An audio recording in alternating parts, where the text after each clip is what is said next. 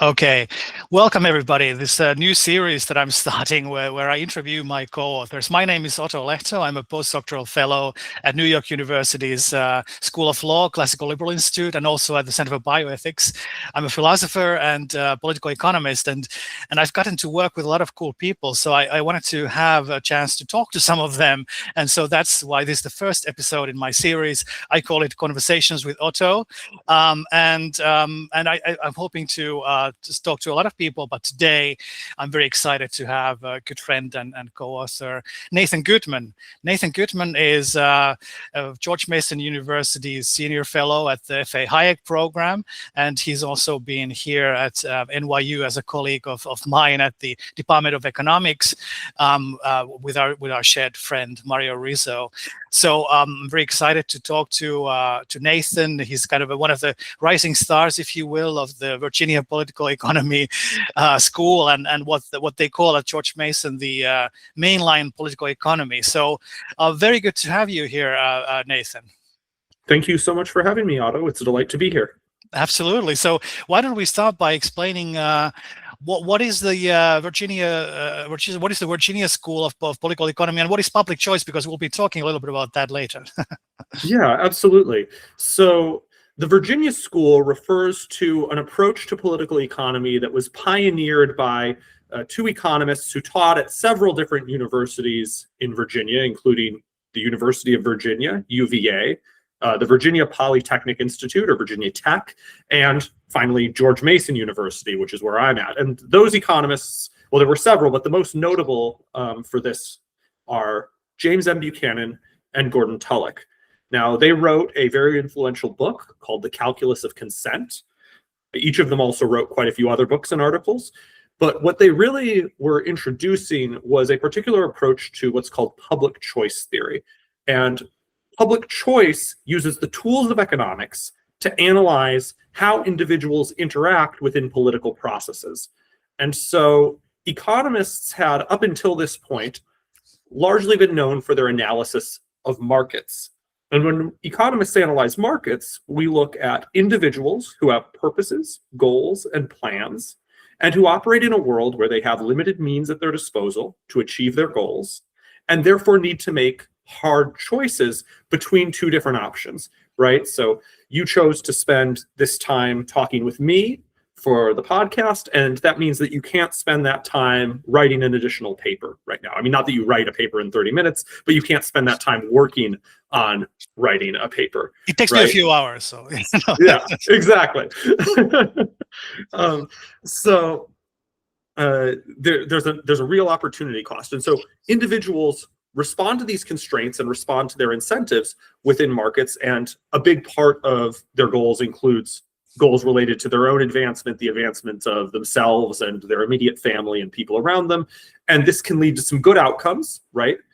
So markets can lead to coordination and to people having incentives to do things that serve other people, but there also can be what economists call market failures. So for instance, if I'm purchasing gasoline to use to get from point A to point B in a car, that's good for me, it's good for the owner of the gas station, but it might not be so good for people who have to breathe the air in the area where I'm driving the car, right? So that's a negative externality. And many economists in the 20th century took an approach that said, okay, when you have that market failure, the government should fix it. They should step in and implement, let's say, a pollution tax, a tax so as to that's set at the level of the social cost of the pollution, so that I take that into account in my decision making.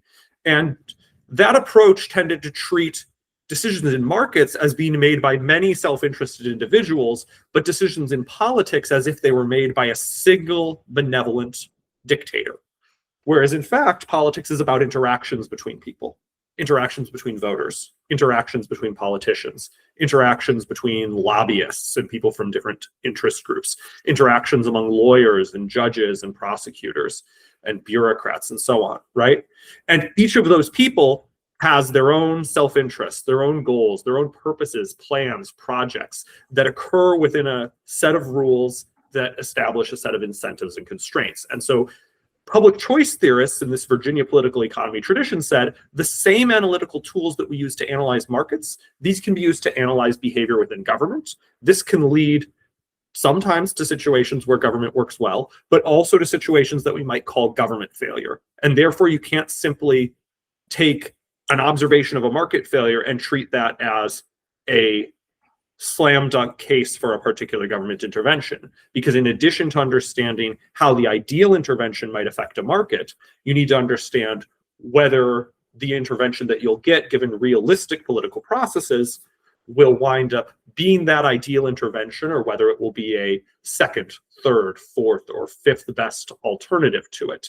And so the Virginia political economy was really about applying the tools of economics in a manner that takes the role of institutions seriously and that understands how ordinary, goal-oriented, fallible human beings interact within political processes, and how processes of exchange emerge in a variety of contexts, including politics.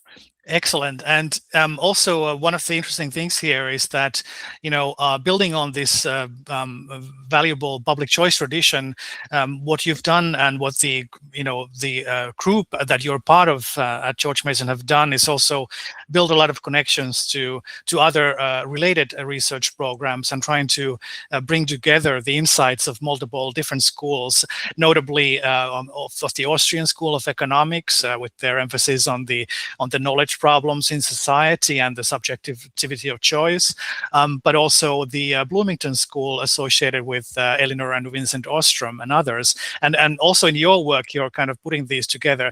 This is sometimes called the Mainline Political Economy by Peter Boettke and others there. So you consider yourself part of this tradition, and how do you think that putting these things together helps to understand these problems?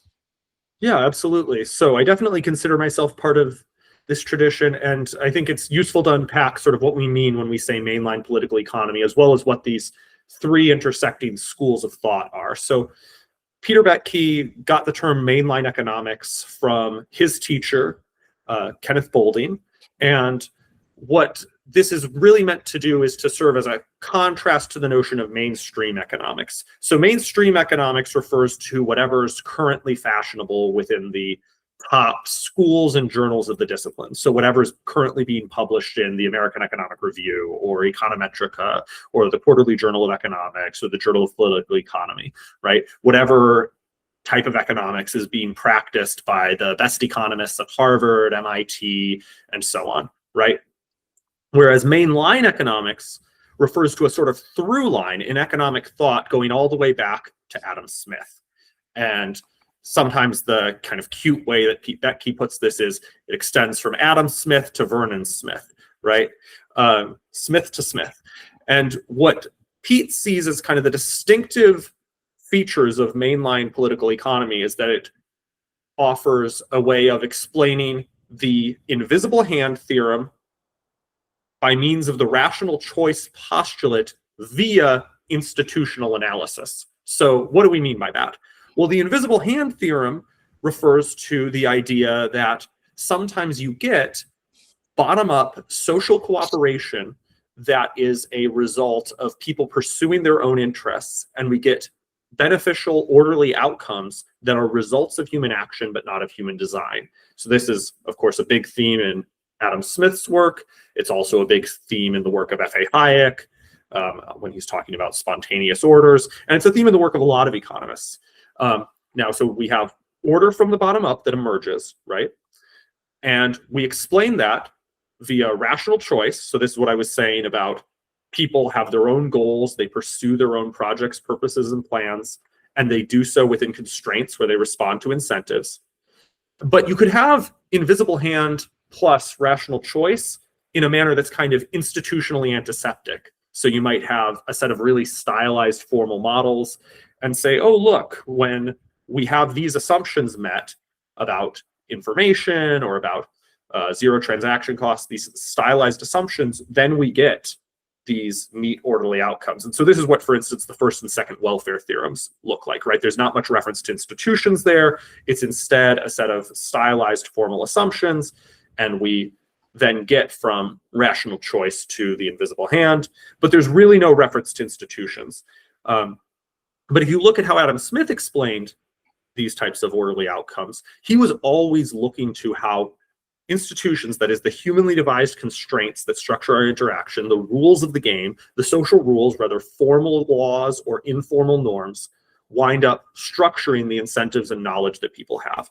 And so that emphasis on institutions is really crucial throughout the mainline tradition.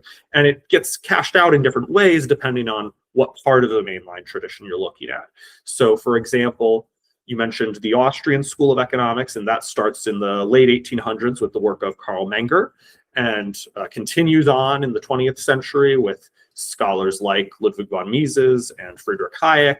And this approach tends to place a lot of emphasis on institutions such as property rights and property contract and consent, and how these then enable processes of exchange that enable us to engage in economic calculation. That is, if we have stable rights to private property, and we're able to sell our property to others or purchase property from others, then we will engage in exchange that gives rise to exchange ratios called prices.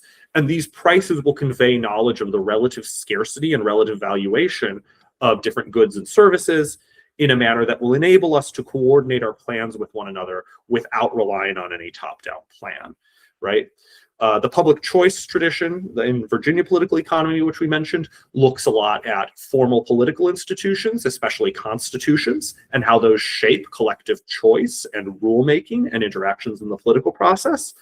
And then the work of Elinor and Vincent Ostrom, who spent most of their careers at Indiana University Bloomington, and therefore have had their approach dubbed the Bloomington School. They're very influenced by the public choice tradition, right? They were both presidents of the Public Choice Society at various points. But what's distinctive about their approach is they're focusing on institution making from the bottom up, right? So they did a lot of research on local municipal public economies and the fact that often there was a degree of polycentricity, that is, multiple distinct formally independent centers of decision making, like a lot of different local school districts or water districts or police precincts, and interactions happening among those. They also looked at how people within local communities could come together, talk to each other, and craft institutions. So Elinor Ostrom, in her famous book Governing the Commons, looked at how, rather than managing a common pool resource, that is something like grazing land or a fishery or a forest, the question you might have when you see something like that is, how do we avoid that becoming depleted? And most social scientists who had looked at that thought, well, you either need to parcel it out into separate parcels of private property, or you need the government to, from the top down, impose a set of rules to prevent excessive extraction.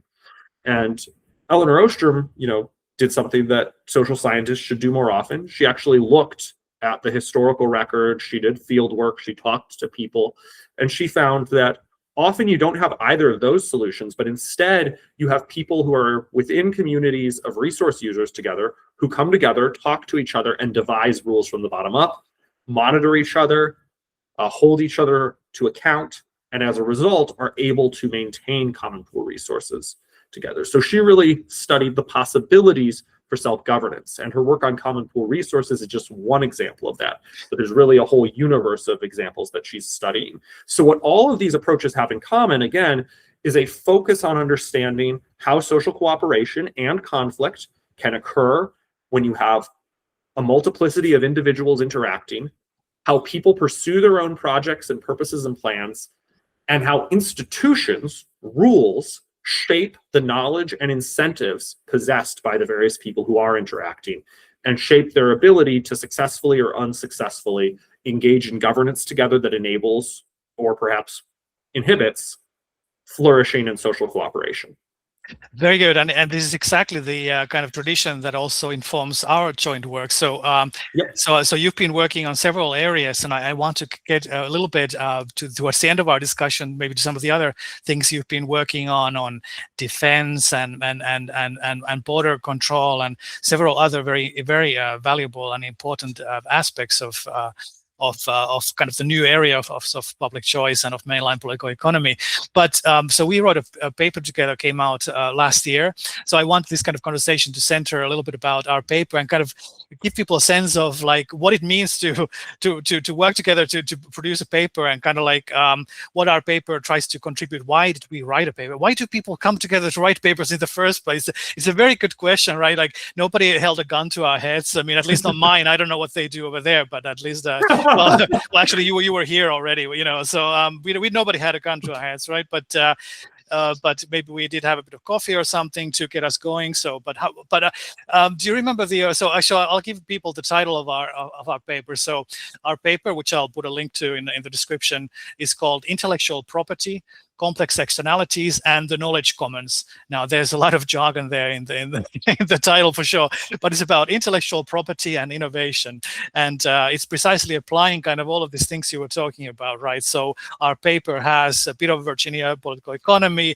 It has a bit of polycentricity, which is another term for the Bloomington Ostrom approach of governance from the bottom up, right? So our paper has all of that stuff. So do you recall the origins of paper, and why did you want to write this? Yeah, so I think you initially reached out to me with the idea, right? You knew we had some conversations about intellectual property. We knew we were both interested in it, and you said, "Hey, I've been meaning to work on this." I know you had some conversations with some of the people at the law school and involved in the Classical Liberal Institute, who took a position that was a bit more in favor of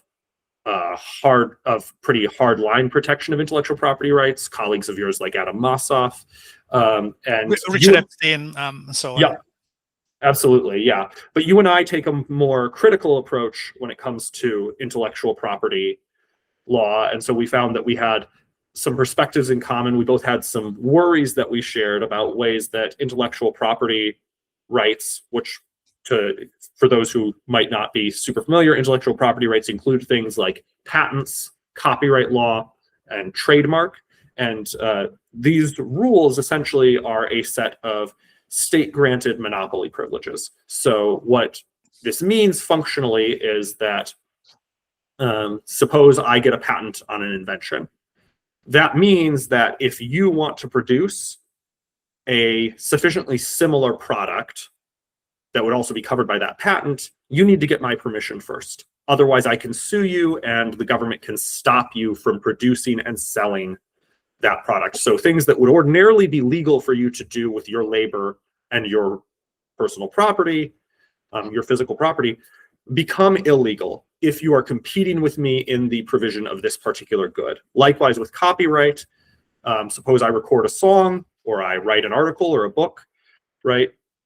Or we make a deal with a journal like Public Choice to put out an article, right? If you wind up duplicating that article or that book, that can be stopped by the government, right?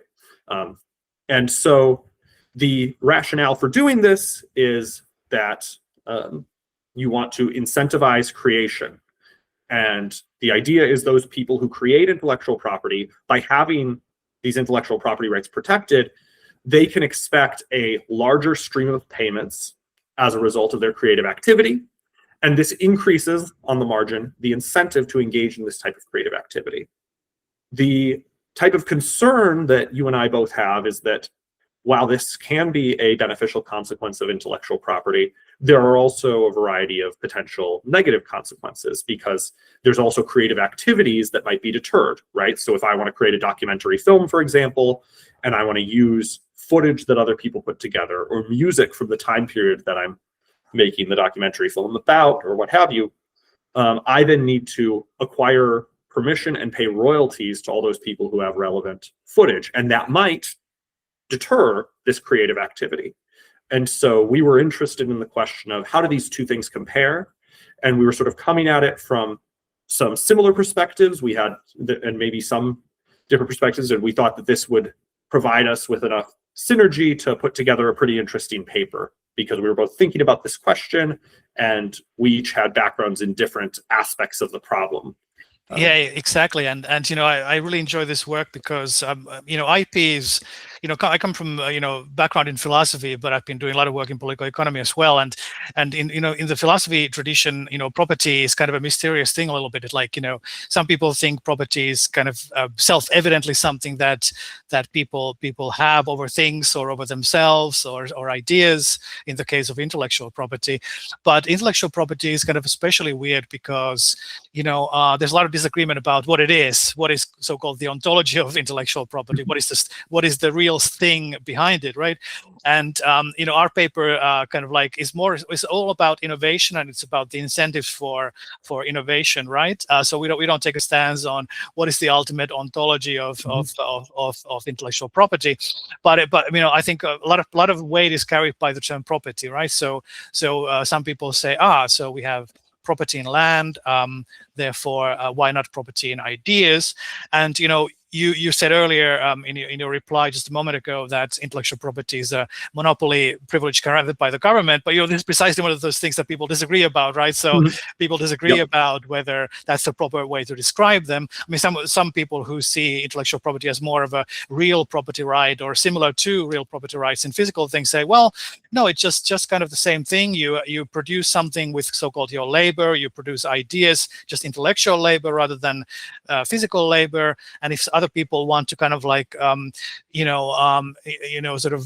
use your ideas, they kind of owe you something for that. And if they do that without asking your permission, then that's just the same as if they were using your land or your physical property without asking your permission. So I think you can tell a compelling story either way. But I think it's certainly clear that what is going on here is that the way people think about intellectual property, they often don't think about all these negative externalities and all these kind of like problems that arise from it, right? And those are the things that we highlight in our paper. And since this all came out in this special issue on complex externalities, I think that was a perfect way to approach this, because the idea of externalities, like thinking about, so in economic terms, externalities is a cost borne by others who are not party to the original transaction, right? So the externalities in this case are the cost to society or the cost to other players in the field, right? Either competitors or consumers or whoever it might be, right? And the idea of complexity is also, I think, really cool here, because we really discover in our paper and we show how complex the situation is in terms of the incentives. Like industries differ a lot in how they work, what kind of ideas they require to work, how ideas are produced in different contexts, there's a lot of emphasis on combination of ideas. That's something that we bring to it. So ideas are really constantly like meshing up together. There's most productive and innovative communities seem to be ones where we have a lot of what Matt Ridley called ideas having sex, of ideas meeting up and producing new ideas. And if you have too rigid IP system, then you could run into the problem that not enough ideas are having sex, right? It's kind of a depopulation crisis, if you will, of ideas. But yeah, so it's just what did you think are the most important sort of like common sense takeaways from our paper? Yeah, so I think that, as you mentioned, the way we frame our argument really hinges on this notion of externalities. And that's partially because of the place we were aiming it and the place we eventually published it, which was a special issue of Public Choice on complex externalities. And so the basic point we were making here is that there's a case for intellectual property that rests on externalities, and there's a case against it that rests on externalities. And there's not a particular reason to think that, given the incentives that government actors have, they'll wind up reaching the right balance between these two. So the positive externalities case for intellectual property is roughly as follows. You mentioned that externalities include, negative externalities, costs that aren't borne by the parties to the exchange. But there also are positive externalities to various activities. That is, benefits borne by people who don't then enter into an exchange with the person who provided them with that benefit. So in the case of intellectual property or innovation, right, suppose that I invent some good and then someone else imitates me and sells a very similar good, and you buy that good from them. You're benefiting from my invention, but I'm not compensated for you for the benefit that you receive. So there's a mutually beneficial exchange between you and the seller of that good that is another iteration of the same invention that I made, but that's benefiting from my innovative activity, right? So that's an uninternalized positive externality, and intellectual property rights serve to internalize that positive externality. That is, by requiring the seller of that good to compensate me for the permission to sell that good to you, that turns what was an uninternalized positive externality into an internalized positive externality, and that we would expect to increase the incentive to innovate. Right. So the common sense idea before I let you continue is that, like, yeah, I mean, if it takes a lot of effort on my part to produce some cool idea that we want people to create, but as soon as that idea leaves their mouth, it's in the public domain. The worry is that, like, why should you invest all this time and effort to produce the idea in the first place, right? That's why this argument sort of holds some prima facie plausibility, right? But go on.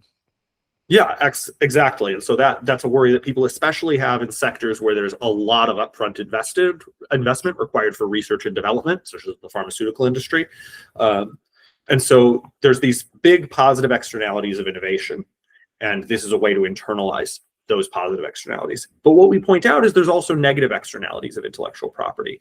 And so the documentary film example that I gave is one instance of that, right? So suppose that there's people who hold intellectual property rights to a lot of distinct pieces of media or a lot of distinct technologies.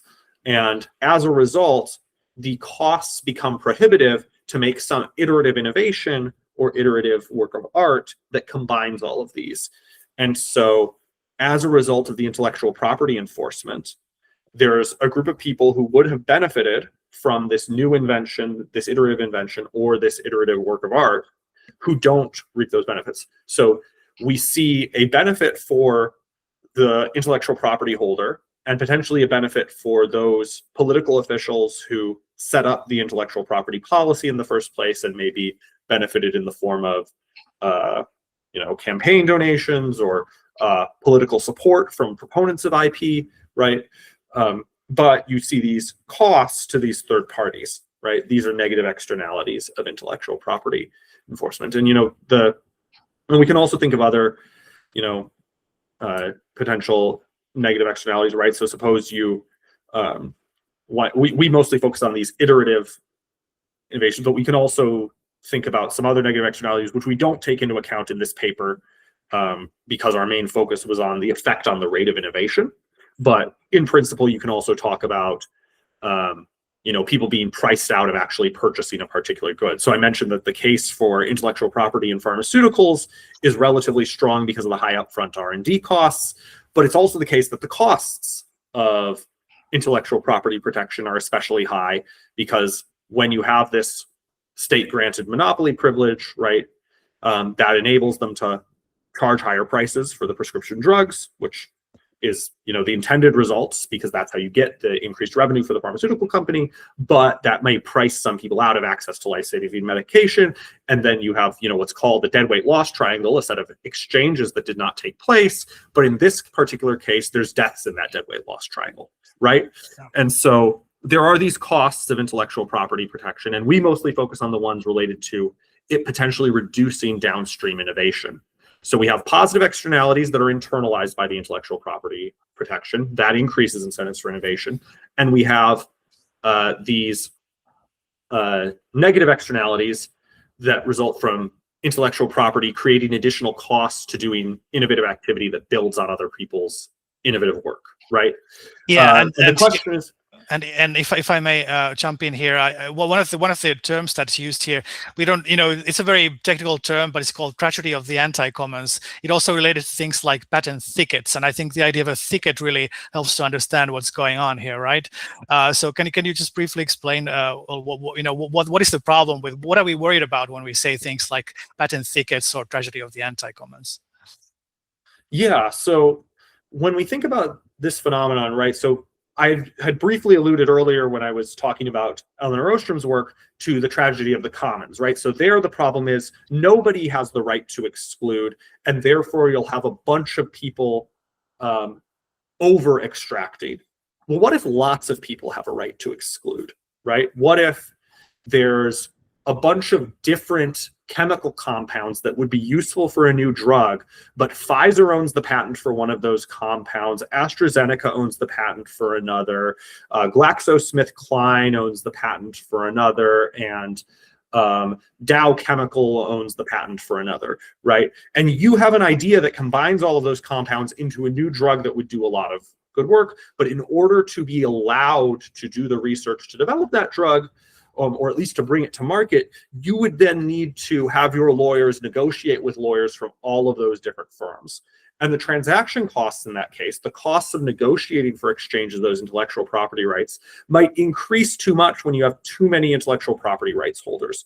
Or think about this cell phone, right? Suppose we have one company with a patent on curved edges for the cell phone, and another company with a patent on some aspect of the app design, and another company with a patent on some aspect of the software. And you want to get into the telephone industry and develop a slightly new smartphone, but it turns out in order to develop that smartphone, you need to negotiate with a bunch of different rights holders in order to build a smartphone. Or take my example of the documentary film, right, where maybe there's like 15 songs you want to include in it, and 17 sets of news broadcasts from different news networks. And that means you need to negotiate with all of those rights holders. And maybe if it's relatively old but not yet in the public domain, the company that owns the rights has gone out of business, but it's not clear whether that means it's in the public domain. So you need to talk to an intellectual property lawyer about that. And all of that eventually means you say, well, screw it, I'm not going to make that movie. Right. And so in those cases, what we mean by a tragedy of the anti-commons is that whereas in the tragedy of the commons, no one having the right to exclude means we have over-extraction. In this case, too many people having the right to exclude means we get under-extraction. So all these different intellectual property rights holders have the right to exclude. And as a result, the cost of negotiating with all of the relevant rights holders becomes prohibitively high. And therefore, you don't wind up getting certain types of innovative or productive activity. You get under-extraction, underuse, underutilization of the relevant resources, right? There's a book called Gridlocked by Heller that is directly on this. And patent thicket is just another way of talking about roughly this same phenomenon. Think about like a thicket of thorny bushes, right, surrounding a potential innovation that you might want to reach for. And you're trying to reach in there, but there's all these thorns from these different patents that are pricking you on the way in, and eventually you say, it's too costly, not going to get at it. Yeah, no, exactly. And you know, and this analysis becomes very salient, as we point out, when you start thinking about the knowledge production from the point of view of the commons, and about the complexity of the relationships that are required to combine ideas and to make them really shine and to produce the ideas making offspring, right? So we want to be able to have an economy where ideas are readily available and combinable, right?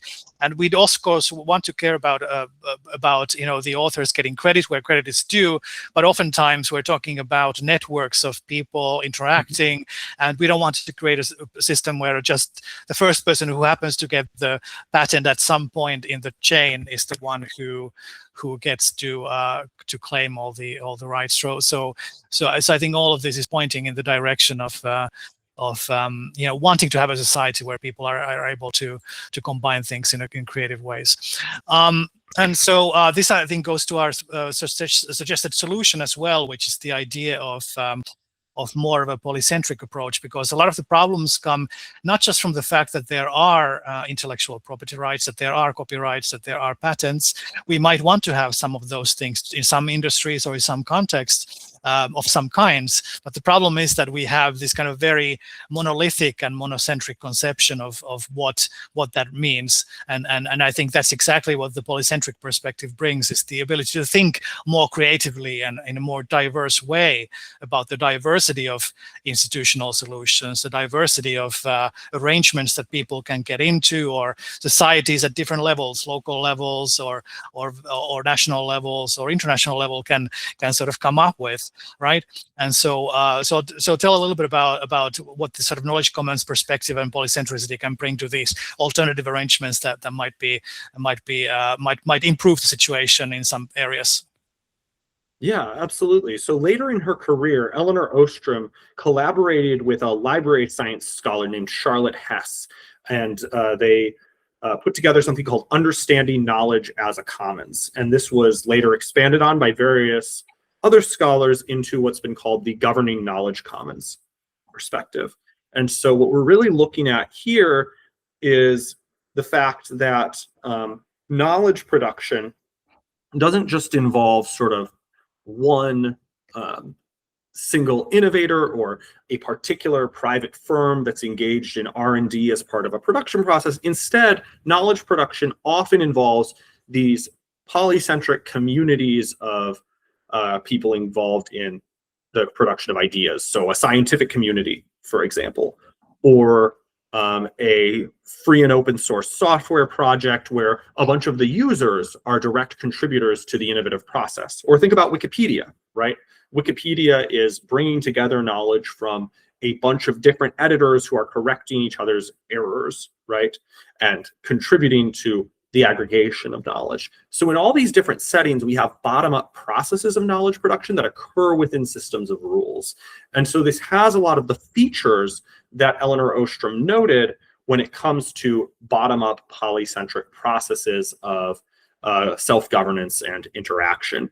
And so the governing knowledge commons perspective looks at how the use, dissemination, cultivation, and discovery of knowledge often involves some things that aren't just sort of knowledge as either a private good or a public good, but as something that's maintained by communities, right?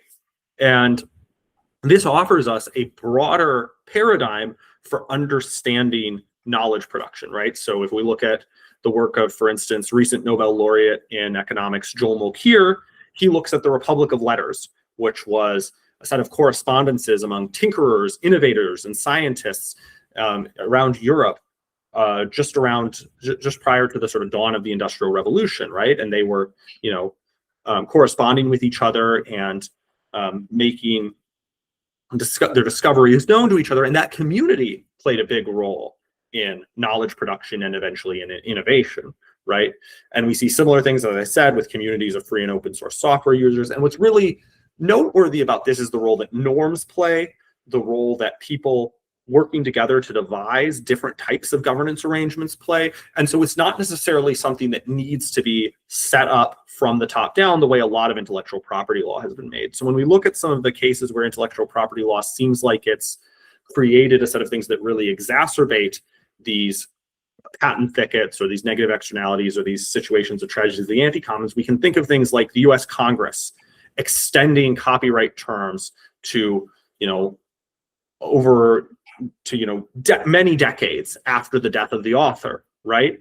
And when you do that, you wind up creating a set of situations where you can't iterate off of things very easily, and things don't enter the public domain very soon, but it's still far enough after the author would have produced the relevant work that it's not likely to actually be something that's going to factor into the calculus of their decision making as an author, right? So this is famous for Disney lobbied to extend this so as to keep Mickey Mouse out of the public domain, though it just finally entered the public domain in recent years, right? Or if we think about international trade agreements that have really lengthy intellectual property sections, right? These are set up to govern whole swaths of countries, right? Whereas from this knowledge commons perspective, we don't necessarily need things being set from the commanding heights in this way by Congress or by negotiators from multiple nation states. Instead, maybe communities of people engaged in knowledge production and knowledge use can devise rules that work for them.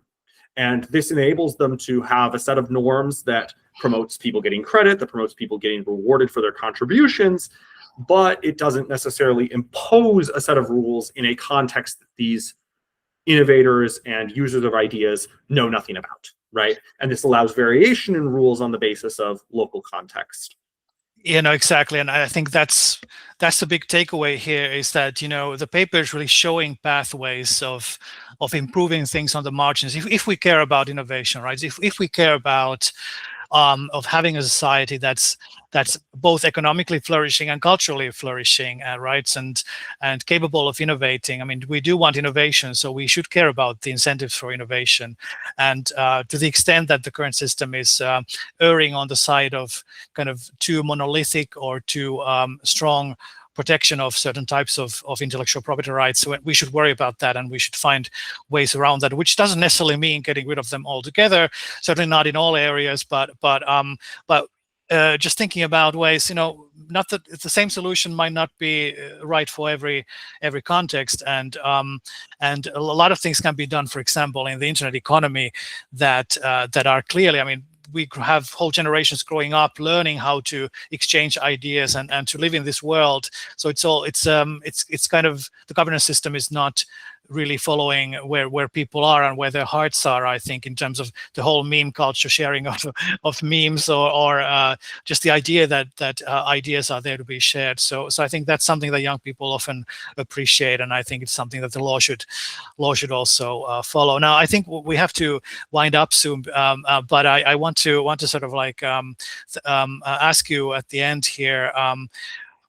Before, actually, I should mention that we also have another paper. We'll maybe have another conversation at some point with our shared friend Michaela Novak, who's also your colleague from George Mason, which kind of builds up on this and thinks about criticizes the aspect of IP rights. For example, they're often used as a proxy for the kind of the amount of innovation in society. Say how many patents are in society is kind of a proxy for how many innovations are. But if we are correct, then that may not be a very good proxy, and often it might be the other way around. If you have too many patents, or if you have patents of the wrong kinds, then that could actually means there's less certain types of innovation that can happen, or at least it's costlier to produce them, right? So that's a paper we have in European Economic Review that I will also put a link to down below. But before we conclude, I want to ask you, just briefly, what are you working on these days, aside from this IP stuff?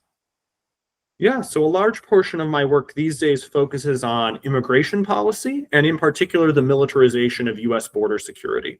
So I tend to look at this from the standpoint of what we've talked about in terms of public choice theory, so the problem of political incentives. And I argue that once you cultivate a particular set of coercive powers, there's incentives to redeploy those towards other political ends. And so, for instance, that if you cultivate militarized technologies of social control for use along, say, the US-Mexico border, which is the main border region that I study, you will then likely have politicians or bureaucrats with the incentives to redeploy those in domestic contexts in the interior of the United States. So, for instance, flying drones in Michigan over the homes of people involved in environmentalist or indigenous rights related protest movements, or sending the Border Patrol Tactical Unit and the Border Patrol more broadly to occupy cities like, say, Minneapolis or Chicago, right? And I'm looking at this largely through the lens of public choice, though I'm also using some of the Bloomington school toolkit that we talked about, the work of the Ostroms, to study some of the self-governing responses to it. So last year, with my colleagues Carla Segovia and Molly Ravinsky, we published a paper on the sanctuary movement and how they engaged in collective action from the bottom up to protect Central American asylum seekers throughout the 1980s and early 1990s.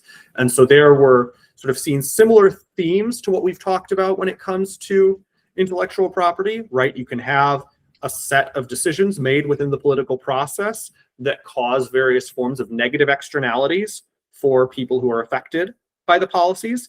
And there's possibilities for bottom-up action and self-governance to offer us ways to find more emancipatory approaches and solutions. So applying these themes.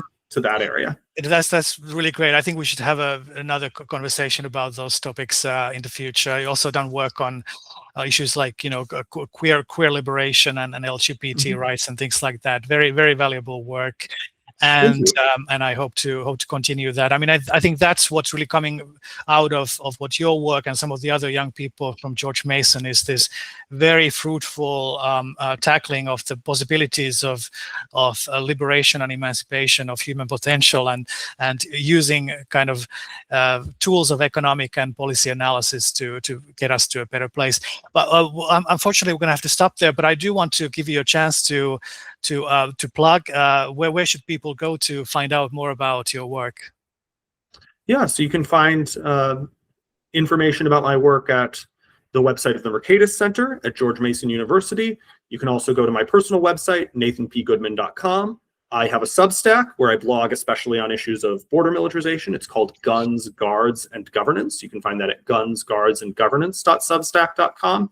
And if you want to see all my papers and articles and book chapters, you can check my SSRN profile, Social Science Research Network, where you'll find a lot of working papers, and my Google Scholar profile, which will have citations and links to various papers I've written. So you can also follow me on social media at X, formerly Twitter, at Nathan P. Goodman, and at Blue Sky at nathanpgoodman.bsky.social. Thank you so much for listening. Oh, thanks, Nathan. I really enjoyed the conversation, and yes, it was a great start to hopefully this series that will go on for a while. And you can find also more about my work from places like Phil Papers, SSRN, and my website at www.ottolehto.com. And with that, I bring this to a close. Thanks again, Nathan. Talk to you later. Yep. Talk to you later, Otto. Thanks so much.